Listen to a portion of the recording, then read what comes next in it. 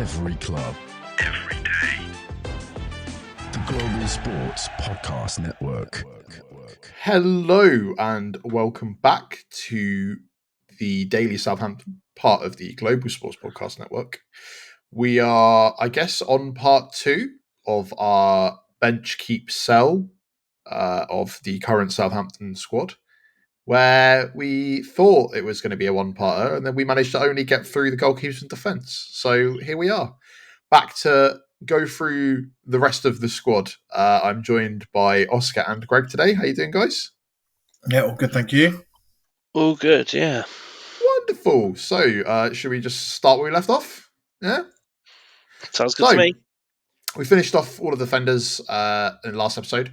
So let's start off with the first name on the list. A man who has brought controversy by trying to force through a move to Ipswich, of all places. A man who was Russell Martin's favourite. A man who we were all really excited when we finally got the signing over the line and how important it was going to be, but has proven to not really be the key part of the puzzle. Flynn Downs is who I'm talking about, if you hadn't managed to guess that. 30k a week, apparently worth about 12.5 million. I'm not really sure of the valuation, but yeah, obviously we were worried that Championship was his level. Is Championship his level? What do you think, Oscar? I think it's tricky. I mean, would he perform better in a better team? I think that's maybe the question to ask. West Ham didn't seem particularly concerned about losing him, so I agree with you that 12. I'm assuming you're saying 12 and a half seems not very much or a bit steep for him. I can't really work it out. I guess it almost, for me now, feels a bit steep. Like, we're talking about a second, sort of third-hand player from West Ham that never broke into the side. Clearly loved the club more than he wanted to be here. Like, look, he was throwing up iron signs even before he joined it. So, like, that after a full season of us getting promoted. So, like, and I'm not going to psychoanalyze all the little individual things that players do, but yeah, it was kind of, I think that he was very much a all-in for Russell Martin, and now Russell Martin's gone, wants to go out the door, and he demonstrated that, and he's made up with Juric a little bit, but it's kind of mad when you think that, like, I still think that because he has spent so much of his career on loan, a wobbly 6 months, he kind of thinks he can just end it, because you can just go back to your parent club, but that isn't how it works in the real world. So, but where I'm at is, if he has no interest in being here, is there any point in keeping him? I'd rather sell him. I don't know if we'd make the money back off of him. And also, our midfield is already a point of concern anyway, so I don't know who would replace him with. But yeah, I guess I've just been disappointed as well. If it's like a personal clash more than anything, we're going to be changing managers presumably anyway. So I hope so. The manager coming in is going to be slightly more personable to him. But he was such a key part of the Championship team that got us promotion. It would be nice to almost see that redemption arc and see that come to fruition again. That's it. I'm on the same boat. I think he was our most important player last season in the Championship. And if that is level, then that is his level, then that's fine. But we're at that level again next season, so I think we keep him again. And unless someone comes in and offers silly money, but at the minute, who's going to do that? I mean, the only people that were looking at him in January were Ipswich. In reality, if he's looking at that next tier of clubs, Wolves, maybe West Ham are even in that, but they're clearly not interested. Maybe they're a little bit higher, but yeah, I'd be keeping him unless we could at least recoup what we paid, if not a little bit more, because he's still. I think that's our first big split of opinion, because I think I'm still a little bit sour about the whole affair, and I also think that he was very much a Russell Martin player for a Russell Martin system.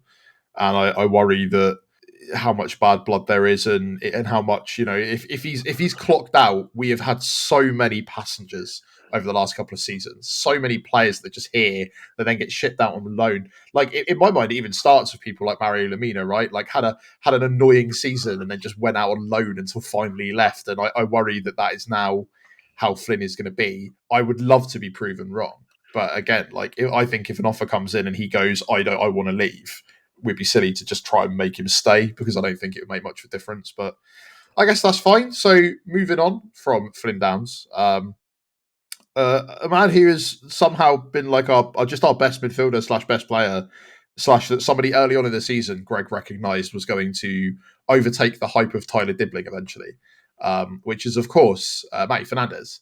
Because I kind of saw glimpses of it, but I don't think I saw at the beginning quite what Greg had seen. And now as we're going on, we're starting to realise he's our best player. And then obviously having him shipped at half-time at Wolves by Juric is really what I think started to turn where you started hearing all of the "you don't know what you're doing" chants, right? Like that was the moment you upset the fan base. So obviously, I think we're all in agreement, keep, right? Especially on 20k a week. It's not going to happen, I think, but we all want to keep him, right, Greg? Oh yeah, 100%. I don't know if that's something we're going to be able to do, but yeah, keep button on repeat, smash, 100%. And I'm assuming you're the same, Oscar. Definitely, attitude seems to be good. He hasn't thrown the toys out the pram at any point, which he definitely could have. I would be expecting significantly more than he's apparently valued at, but maybe that's a reflection of that. He has gone a little bit under the radar, and I'm surprised that other clubs that rumours haven't been swirling around him, because, as I say, he's been comfortably our best player this season, in my opinion. And he's not on a huge amount of money. He's got a really big ceiling. From his perspective, it'd probably be quite educational. He's got plenty of time in his career. Probably be quite good education for him in the Championship. So it's getting starts. It's playing consistently, right? And I think that it's almost a blessing in disguise that there's been such a focus on sort of a young English lad coming through the academy and this, that, and the other, and Tyler Dibbling, that it's kind of taken the sights off of him a little bit. Obviously, we've still got summer to come. We might be chatting absolute BS, and it comes to summer, and all of a sudden there's a bidding war around him. But yeah, I really do hope that we keep hold of him. I think he's been a great player for us. I think so. I think it's something for Flynn Downs to look at as well, and he can't exactly claim that he's been better than Fernandes, and how much has Fernandes tried to force anything. And, as a result of it, he probably looks better in the eyes of other clubs that are going to be looking. So, I think definitely if we can, we keep him. Right, so moving on. He's divided opinion. He's divided opinion on this podcast. I don't really still know how I feel about him as a player. I think he's a lovely bloke, but Will Smallbone. Bench, question mark? That's kind of where I'm at. I'm going to throw out an opinion that might surprise people, but I think keep. I think that at that level, he is a very good player. Showed that for us last season, and shows something under each manager that makes him keep being selected. He's got a good attitude. We've seen that. He always puts his all in, and I think it makes sense that you keep someone like that around, especially someone who has such longevity at the club and sort of understands what it means to be in that position. The Championship's a good level for him. Whether he will step up the season after, I don't know, but for next season, definitely keep. Yeah, I'd be on the same boat. I know he gets a tough rap, but he's also, a homegrown player, an academy player. He's come through the system. So, yeah, again, for me, he's not on tremendous amounts of money. For what you're going to sell him for, would he be worth? We'd have to pay more to replace him. Where's he going to go? It's going to be another Championship. It would be a sidestep, wouldn't it, at the end of the day? Yeah. So I think at least for this season, you keep him, and then when you go back to the Premier League, if you go back to the Premier League in the unlikely event, maybe, then you reevaluate. Okay, totally. Right, so I guess we'll leave it there for the time being, and we'll have a short break. You'll hear a little bit from our partners at Bioniq. Your body is unique, and Global Sports Podcast Network has partnered with Bioniq, the world's most personalised supplements. Bioniq provide 100% tailor-made supplements designed to deliver precisely what your body needs at exactly the right levels to optimise your health. No guessing. So click the link in the show notes.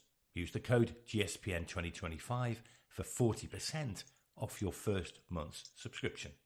Bioniq. Don't settle for off-the-shelf solutions made for just anybody. Get what's right for you right now.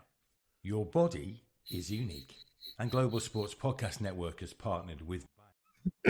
And we are back.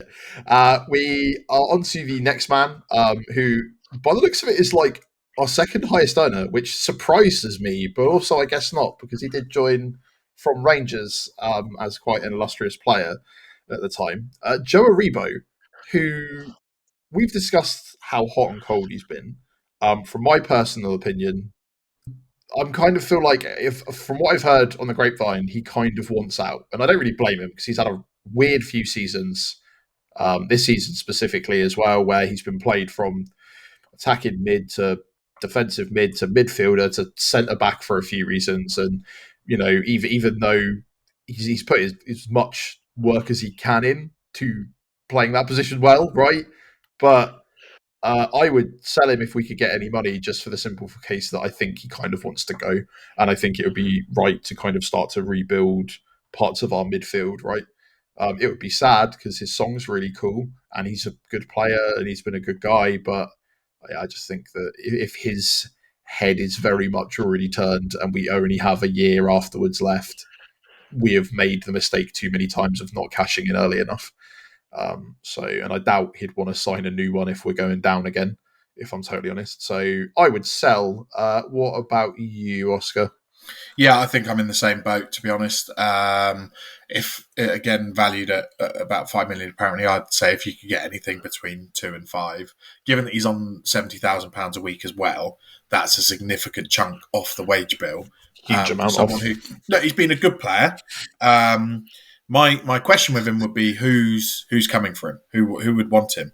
Is it going to be a Premier League team? Could you maybe a championship team coming up?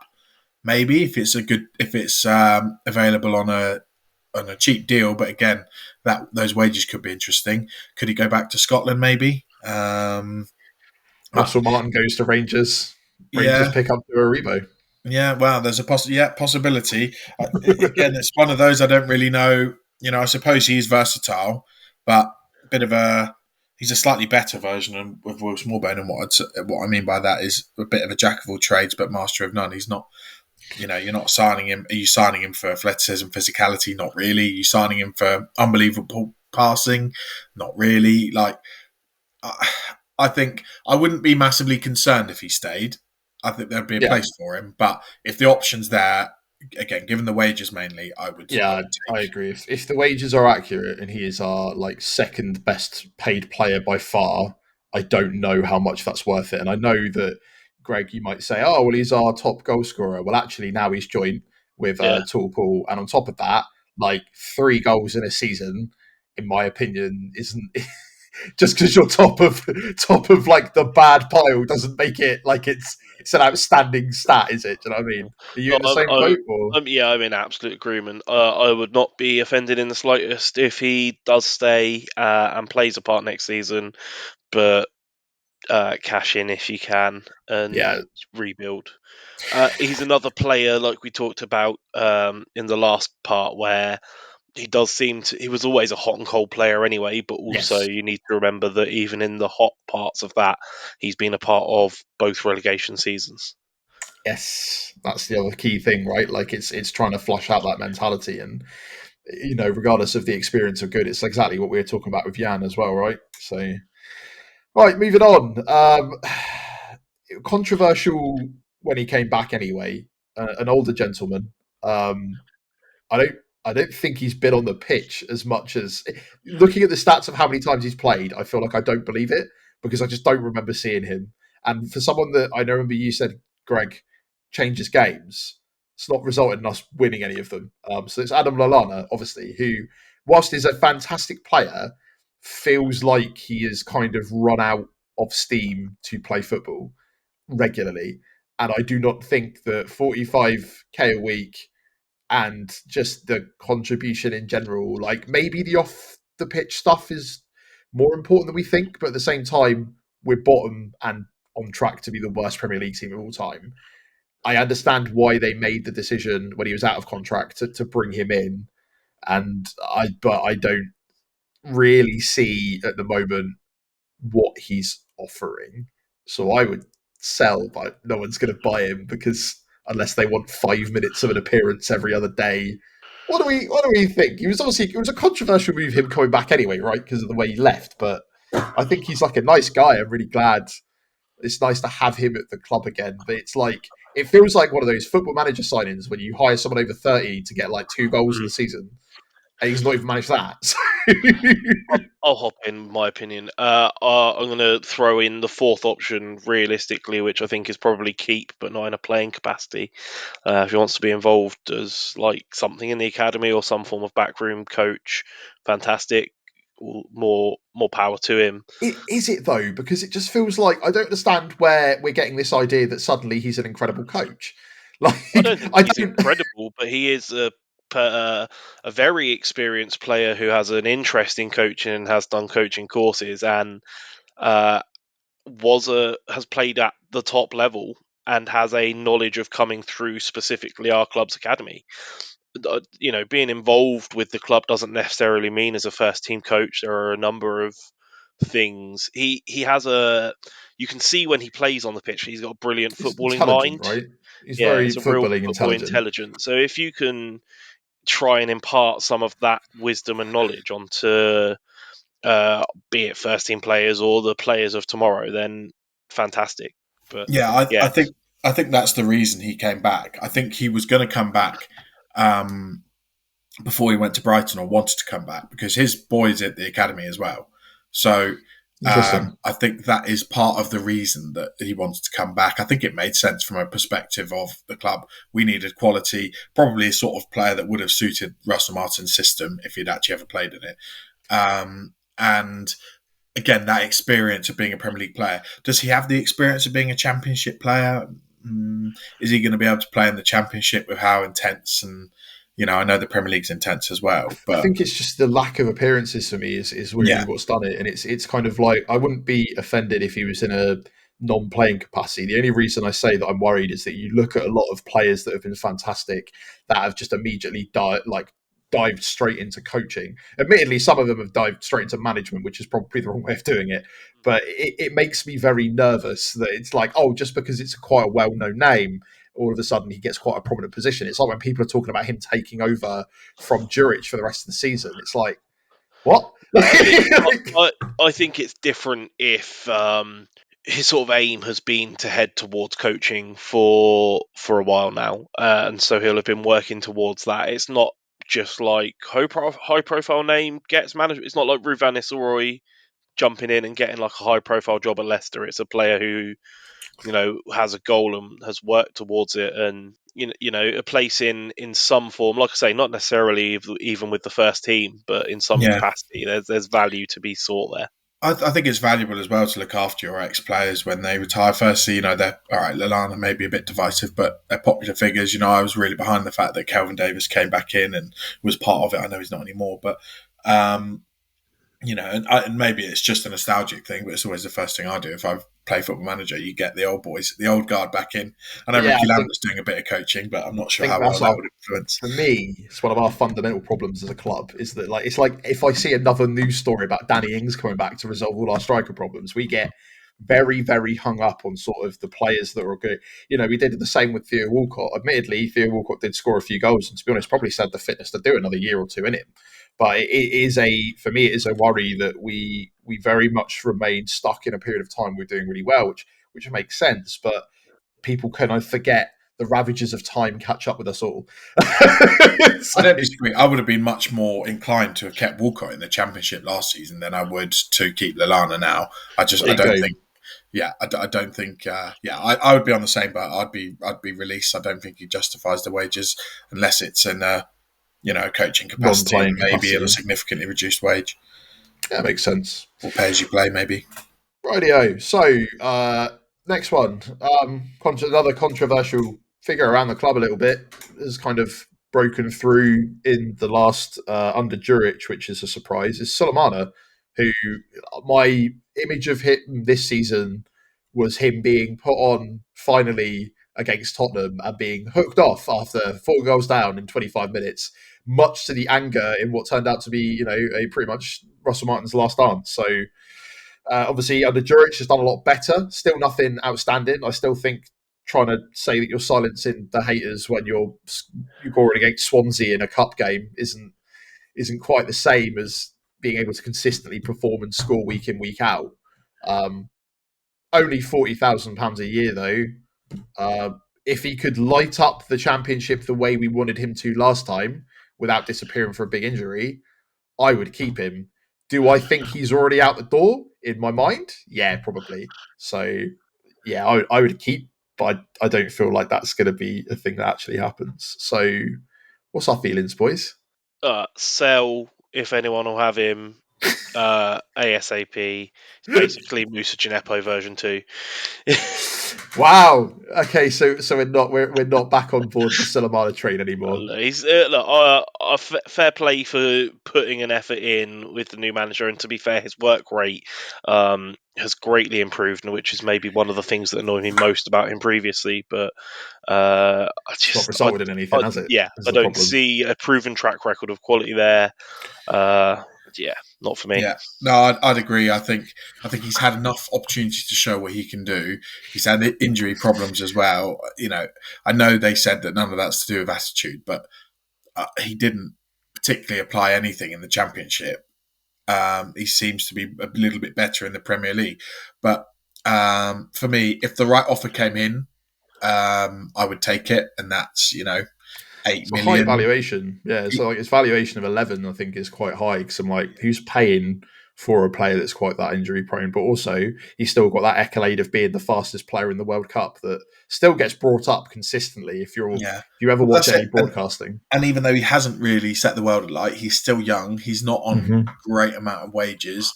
He probably will be keen to move. I think Everton was sniffing quite heavily. Maybe that was before Moyes came back in. I don't know. So again, if the option comes up and it's something that is a reasonable amount of money, I would take it. Indeed. Right, so one more before we take a little bit of a break, and that is the truly forgotten man, Ryan Fraser, who was on 40k a week, so the same amount as Suleymane, obviously 31 years of age. We signed him, if I remember rightly, deadline day. Me and Greg text each other going, is it bad that I kind of forgot that he was like on the cards? Because obviously it took so long to get over the line. There's the whole thing about the breaking contract. There's the whole thing about attitude problems and this and the other. He didn't really play he played a couple of times. He had that kind of controversial game at Leicester where he got a red card and everyone said that he was the worst player of all time. And I think that was exceedingly harsh. But then disappeared off the face of the earth, made like a sub appearance like once. And then Juric has just said he just doesn't fit into his plans tactically. Feel like he's just a bit of a journeyman. Did we all think this was going to happen when we decided to sign him again? Yeah, I kind of there. It's one of those, right, where he was brought back because he was one of the lads' best mates with Adam Armstrong, who notably is not in our dressing room anymore. So yeah, sell, but where to? Yeah, sell or bench. Like he proved last year that he can be a positive option off the bench in the Championship. So maybe that is the place for him, but I don't know. Yeah, I'd probably be in the same boat where I'd keep him for that reason. He has proven at that level, probably another one of those sort of on the in-betweeners, where they're not quite good enough for the Premier League, but they're a good player in the Championship. His age obviously is a factor, and being a winger at that age, that's what tends to go first is your speed. I would keep him unless if an offer came in, again, it says he's worth $2.5 million. If an offer came in for half of that, I'd probably take it. But if not, again, it's experience. For all the saying that he was a bad attitude at Newcastle and Bournemouth, we haven't really seen it from what unless it's behind the scenes. Because that maybe there's a reason he's not playing, but he's not really shown it at Southampton just yet. So yeah, for me, keep him unless something comes in. He had that one game that Martin started him and then hooked him off after 30 minutes, and it turns out that he really desperately wanted to play and had a horrific virus, which is when I think our whole team got hit by illness over the space of about a week. So yeah, I don't hold anything against him. As I said, I'd bench him, but I don't see anyone coming in to buy him realistically. Is the other thing. So it might be just someone useful to have on the bench, and maybe we'll see him a bit more next season. Maybe we won't. So moving on to Starboy, Mr. Tyler Dibbling. Obviously 19 years old, apparently on 5k a week, which It's a lot for being 19, but not a lot for where his ceiling is, right? He is our highest valued player as well at He's had a 21 new million. contract in front of him, right? So Yes, for a that while wage now. would So be set to increase if he signed and decided to stay on. And maybe him not signing that is it's a lot, an doesn't answer it, to really? the question. But it is. I think that's what the club is saying, is that they have an option to extend his contract. So it's if they want to extend it, they can. But they're trying to say that his wage isn't reflective of what he's contributing now, because he's now a first team player rather than that would have probably been his academy or his third year pro or whatever. So yeah, from an agent's perspective, you probably are saying, well, let's just wait and see what's out there. And see what comes about. And the club probably aren't too worried about that in the long, because if they want to keep him for next year, they can just activate the clause. But it's one of those, then you've got a player, if he does want to go, he doesn't really want to be there, and it's just going to cause more harm than good. But I think they have to be really cautious, the representatives of Dibbling, because he's obviously been out and tried it once before, not enjoyed it, and ended up coming back. It's not as easy to do that when there's big money involved. So exactly, and I would keep him, but I do not know how I feel when it comes to somebody that doesn't want to be here. And I can understand if a big club comes in with a big offer, how your head can be turned. I think I kind of know what your feelings are, Greg. I think you said a year would do him good in the Championship and then go from there. But it's going to be difficult when we get to summer, and all of a sudden, he's going to have to think about what he wants to do. And he is, unfortunately, whether he's a young English talent who, unfortunately, that is going to put a lot of pressure on him, whether he likes it or not. As I said, he's probably the reason that Fernandes has fallen under the radar. So, yeah, I would love to see him in the Championship. I'd love to see us keep him. It sounds like the power might be in the club's hands for a change, but realistically, if someone comes in for, I'd say probably anything north of like 35 million, you'd be stupid not to take it. Rightio. Yeah, in agreement. So obviously we've got through most of our midfielders, most of our wingers, and we'll move on to a couple of our forwards after a word from our partners at Zencastr. Here at the Global Sports Podcast Network, we spent a lot of time selecting our delivery platform. Zencastr came out the clear winner, with 4K video recording from your phone and AI editing that automatically removes all those ums and ahs. It's super easy to start a podcast that sounds great and is delivered efficiently. If you're ready to tell your story, check out the link in the show description and learn more about Zencastr. And we are back. So, going on to our really small amount of forwards who are actually at the club, which is wild when you think about it. So, starting off with 23-year-old Cameron Archer, who's on apparently 40k a week and is valued at about £11.7 million. Greg, you have always been a big advocate of Cameron Archer, and you said that he does a lot of work and he just hasn't quite found his scoring boots and quite found his shooting boots. And I think he's still our top scorer if you include all competitions, right? So there are goals there, which is not seeing him. But then again, we're not really seeing him. Yeah. What I see is he is a player that wants to make the runs and make the moves and just doesn't get the service. Probably due to the fact that no one else on the team makes those runs or moves.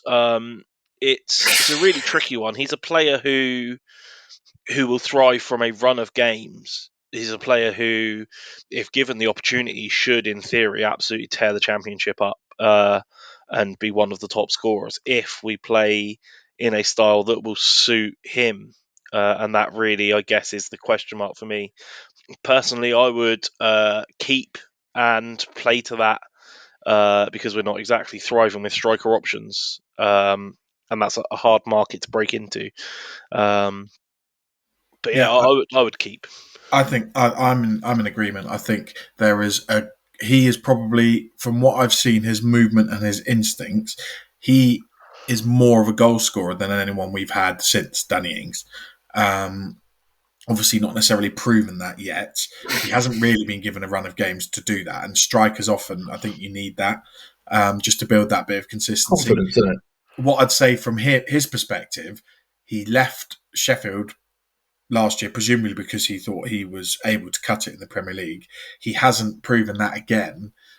Are a Premier League club going to take a punt on that? Are Sheffield, could they go back up and take another punt on him? For me, I think as a striker, he needs to get that confidence of having a good run of games, a good run of goal-scoring season, before he can then earn that opportunity to play in the Premier League again. In my eyes, obviously someone might take a punt and think he's worth the gamble, but that gamble has been taken twice and not. There's a reason that Villa were willing to let him go. So Yeah. I think for me, it makes sense for the club. It makes sense for the player. It's just whether he's got the patience for it, because there was rumours of him leaving towards the end of the window. I wonder if he would have been interested in doing that, or maybe instigating it. Really depends who comes in. Really depends on if he's already made his mind up before we have a new manager, because we're all still hoping that is the case. Then I think that will be the key deciding factor, right?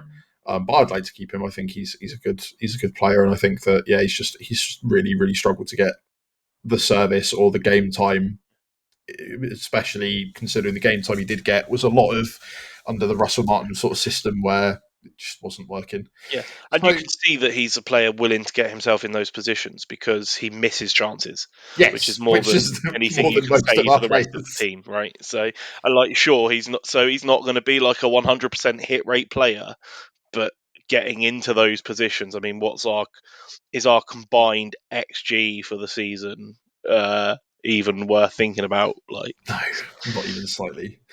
Right, moving on. Tool Pool, the redemption arc that we truly hoped would take place, and I guess kind of has. He scored 3 goals in the Premier League, which is more than he'd scored the entirety of the campaign previously. 30 years old, 30k a week, supposedly valued at about 7 million, because I guess just because of the striker tax. We keeping him or we selling him? Because I don't really know how I feel. I don't really know if he's going to improve. I know how I feel. Sell. If anyone will have him ASAP. I mean, of his 3 goals, 2 of them were accidents. And sure, there's something to be said from being in the right place to trip over the ball and put the ball in the net, but it's still not. It doesn't scream I'd actually confidence. argue, from you look at his goals compilations, even when he was at Genk, quite a lot of them look like they're accidents. To be honest, yeah. I guess that's a real simple one. I'm kind of on the fence, but you both are so. I think. Don't get me wrong. I think he surely could score goals in the Championship, but he didn't have much of an appetite for it last time.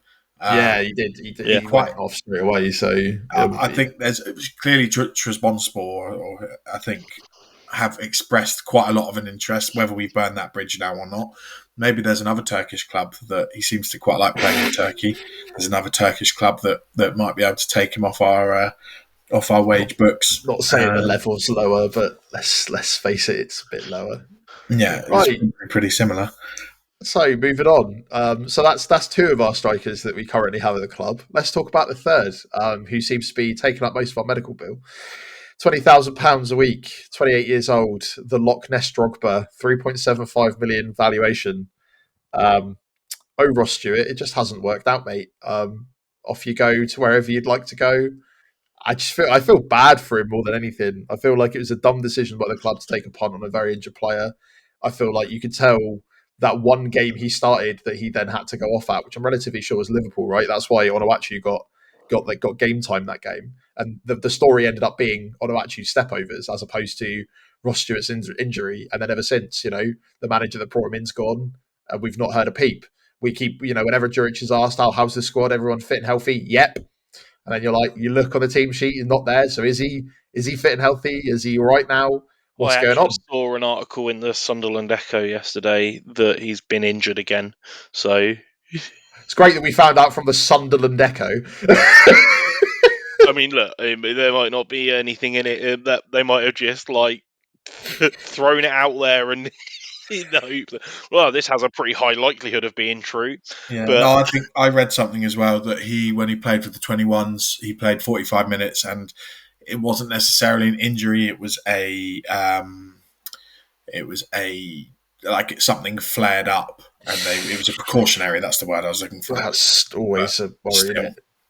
We think that's going to get better because we didn't. Again, last I season. think with him, it's one of those. I know you can absolutely slam Sports Republic for it, but again, it's a risk reward. He was a risk because he was. We took the risk because he was a high goal scoring potential striker, which we needed in the Championship for relatively low money, and it didn't work. We tried it with Danny Ings, and it really did work. So I think it's just swings and roundabouts. Like, yeah, okay, you can absolutely nail him for it, but actually, it's just one of those that hasn't worked. So I would be in agreement. If we can sell him. Who's buying him with that injury record, though? There you go. One of the NHS teams.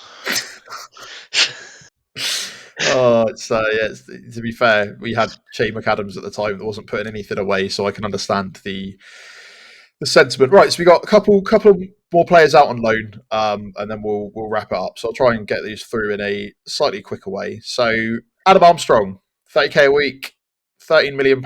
Didn't expect him to go out on loan, if I'm totally honest. He was playing quite a lot of games. He's getting time.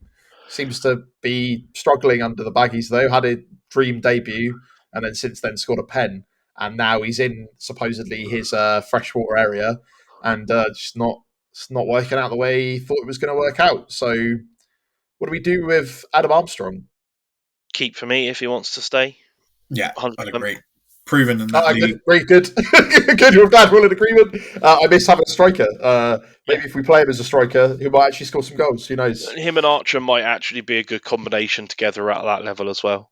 Yeah, because I remember you said you didn't like seeing them. You didn't seeing them together in the Prem just because the ball was never getting to them.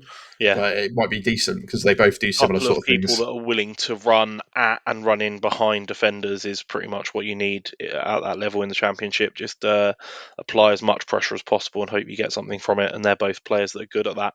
So speaking of strikers, Dibbling and Suleymane are both good at as well. That's true. Feathers in their caps. Sorry to cut you off there. Apologies. Just realised we're very overrun on time. This could have been 3. We've all got enough to say. Ben Brereton-Diaz, 25 years old, which baffling because I thought he was about 30. 35 grand a week. It's valuation of 7 million. So he might end up going for like 10 if Sheffield United decide to buy him. And they seem to love him there, and he seems to love it there. But also part of it, I heard across the grapevine, was him wanting to prove that he's a good enough player for us. If we play him in the right position, will he get better? What do we do with Ben Brereton-Diaz? If Sheffield trigger that option, I'm not going to be upset. No.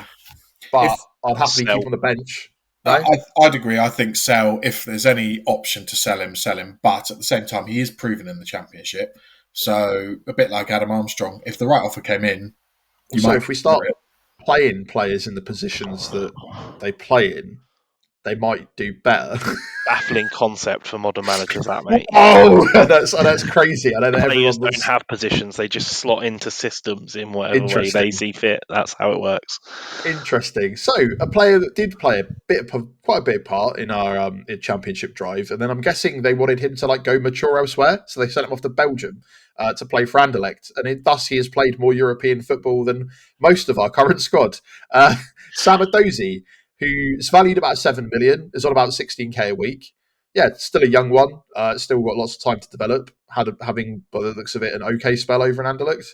Would we keep him? Would we sell him? Would we bench him? Oscar, let's start with you. I'd keep him. If he's assuming that, unless if Anderlecht want to keep him and they offer the right money and he wants to go, is there any sense in holding him back? But I think he's got a high ceiling. He's still young. He's on relatively little money. Should be okay. He didn't set the world light in the Championship last year, but he's a bit older now, maybe a bit more mature. Maybe the experience has changed him a little bit. If we can keep him, I'd say keep him.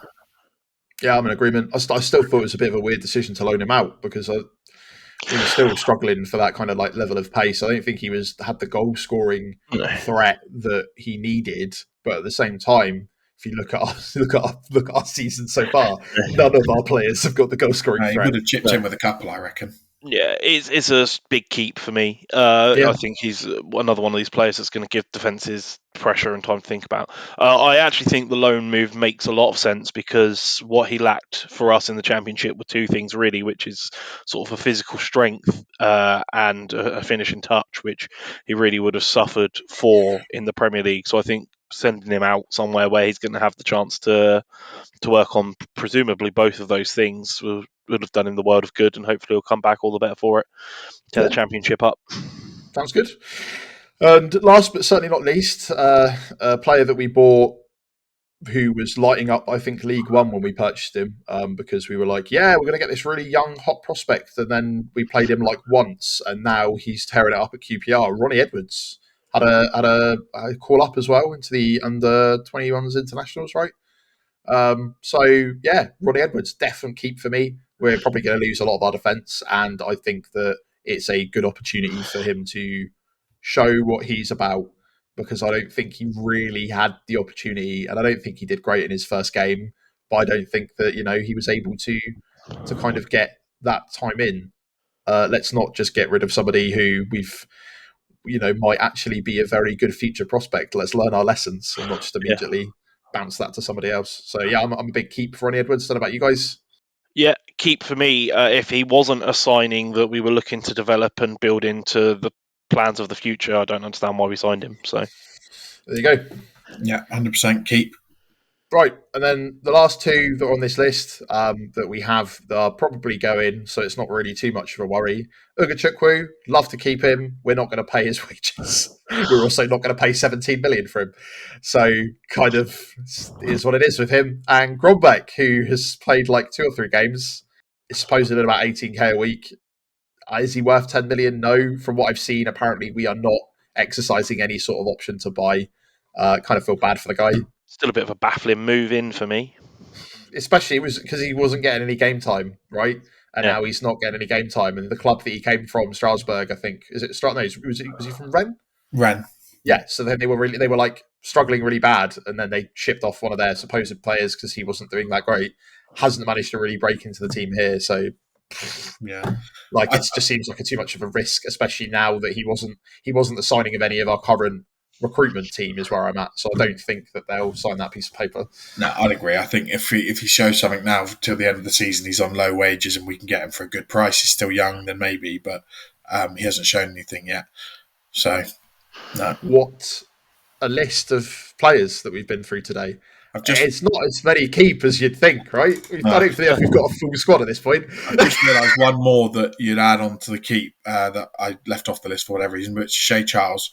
I think if we can keep him, Charles, I know, I forgot. Then 100%, especially if someone like Downs does go, he's ready-made, he's doing well for Sheffield, and if rumours are to be believed and that Danny Roll is the manager that they want, then it makes sense. That's already a relationship that is there. So yeah, that's another one where the loan to me doesn't make sense unless we keep him, because otherwise, what's the point?